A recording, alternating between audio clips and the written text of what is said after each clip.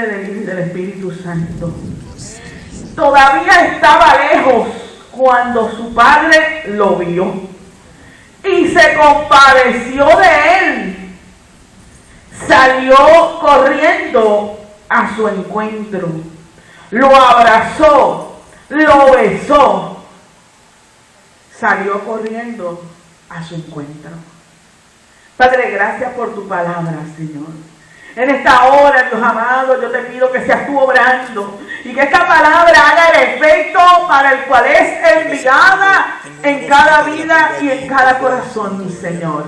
Obra tú, Dios amado, habla a tu iglesia. Padre, que cada uno sienta, Señor, que una porción de esta palabra tocó su vida, tocó su corazón, tocó su alma. Espíritu Santo, Señor, haz la obra. Habla tú a tu iglesia, a tu pueblo, Señor, como tú solo sabes hacerlo, Padre. Úsame para ti, para tu gloria, porque la gloria siempre será tuya. En el nombre poderoso de Jesús. Amén. Usted se puede sentar, pero no se sienta en la alabanza, hermano. Mientras estamos disertando la palabra, usted puede alabar al Señor. Usted puede glorificar al Señor. Aleluya. Cuando hay alabanza en el pueblo, acuérdese que cuando hay un buen tañador, la palabra fluye. Y en esta tarde vamos a disertar, ¿verdad? Bajo el tema, vamos a disertar la palabra bajo el tema un padre conforme al corazón de Dios. Porque, aleluya, Dios está buscando un padre que sea conforme al corazón de Dios. Y mientras estudiaba en estos días y buscaba información, decía, aleluya, una investigación que estaba haciendo sobre los padres, decía, para traer un mensaje pentecostal teológico para el Día de los Padres, no es solamente una mera felicitación,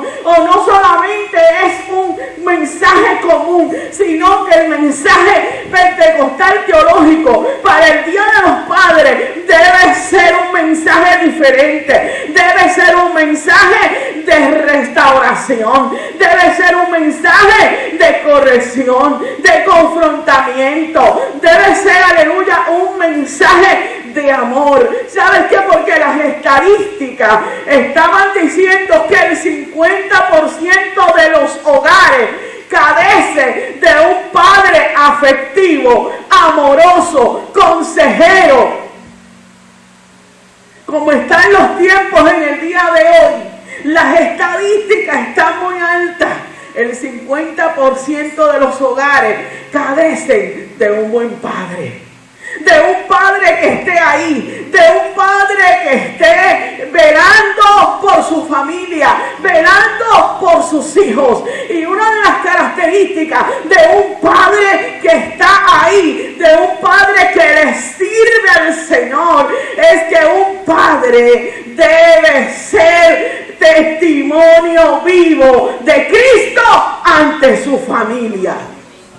Un padre debe representar y ser un testimonio ante sus hijos, ante su casa. Y también un padre es el intercesor entre Dios y sus hijos. Yo no sé cuántos han leído la historia de Job, que a principio de la historia de Job, antes de que sus hijos, ¿verdad?, murieran en aquel momento, decían que los hijos, mientras celebraban, cada vez que sus hijos celebraban banquete, al otro día Job estaba como, hacía un sacrificio por sus hijos, intercedía, pedía a Dios por sus hijos.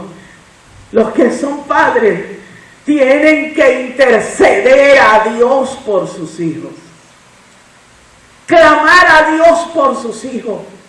Un padre marca la diferencia cuando está dispuesto a hacer algo por su familia. Y yo me remonto a la palabra, porque hay muchos padres que marcaron la diferencia dentro de la palabra del Señor. Pero en esta tarde yo he cogido 3 padres que voy a hablar de ellos porque me impresiona lo que ellos hicieron. Y voy a estar hablando del primero, que fue un padre que creyó por encima de lo que pudo haber visto.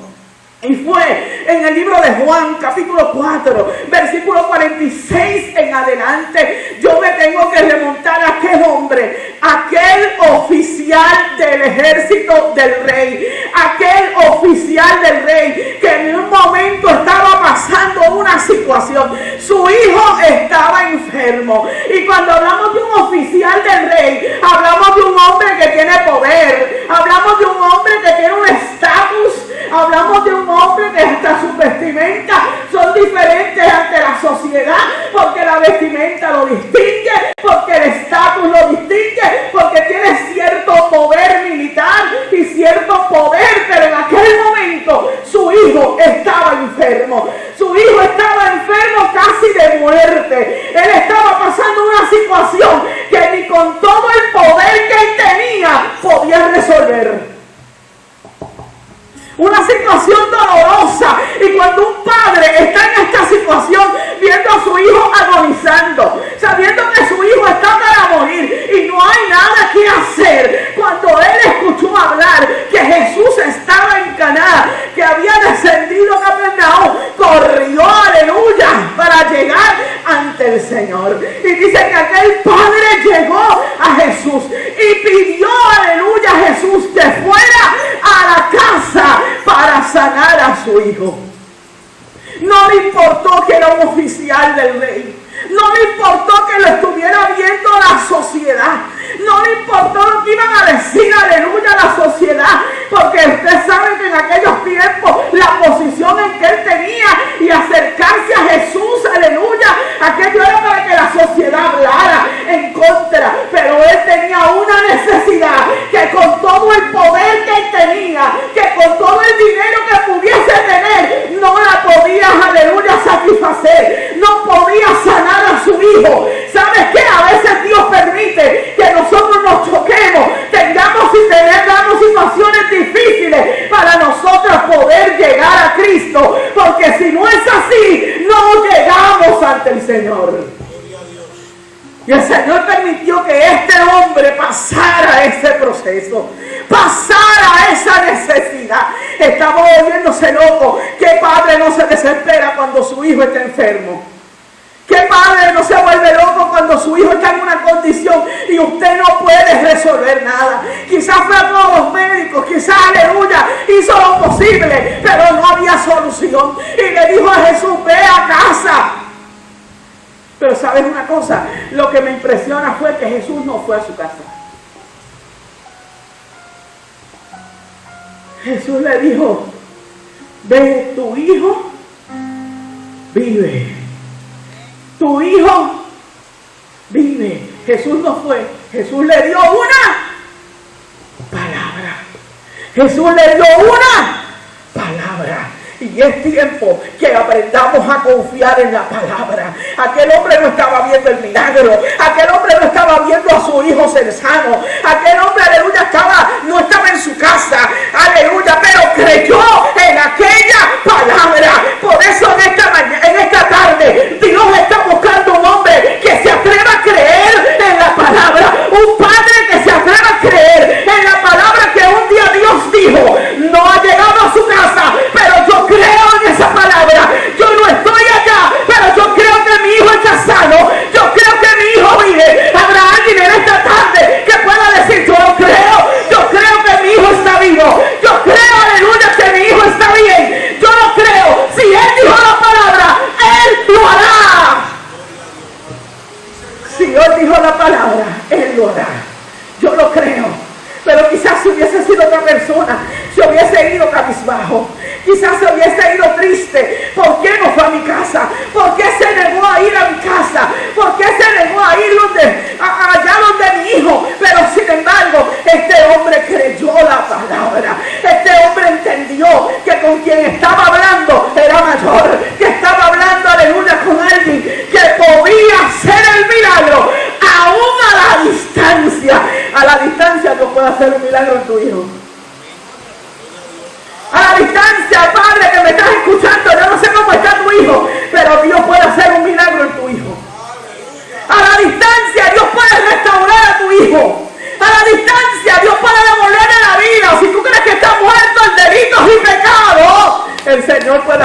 vivir en esta hora. Dios puede restaurarlo. Solamente tú tienes que creer en la palabra. Solamente tú tienes que creer en la palabra. Este hombre no se sintió triste. Este hombre no se lamentó, sino que creyó en aquella palabra. Agarró la palabra, la hizo ver esa palabra. Aleluya. Y sabes que como él la creyó y la hizo suya, cuando llegaron, aleluya, los siervos de aquel hombre, le dijeron: tranquilo, tu hijo vive. La enfermedad de tu hijo ya está disminuyendo. ¿Y sabes qué él preguntó? ¿A qué hora sucedió esto?